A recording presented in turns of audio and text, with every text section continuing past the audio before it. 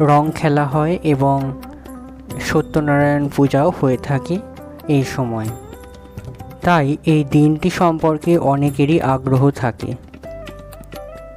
এছাড়া বিভিন্ন জায়গায় রাধাকৃষ্ণের পূজা ও মেলাও বসে। এবার বলি 2025 সালে বা বাংলার 1431 বঙ্গাব্দে দোল পূর্ণিমার দিন রয়েছে 14ই মার্চ বা বাংলার 29শে ফাল্গুন। দোল পূর্ণিমার দিনটি হল শুক্রবার এবং দোল পূর্ণিমার তিথি রয়েছে পূর্বদিন অর্থাৎ 13ই মার্চ সকাল 10:22 থেকে পরবর্তী দিন অর্থাৎ 14ই মার্চ সকাল 11:33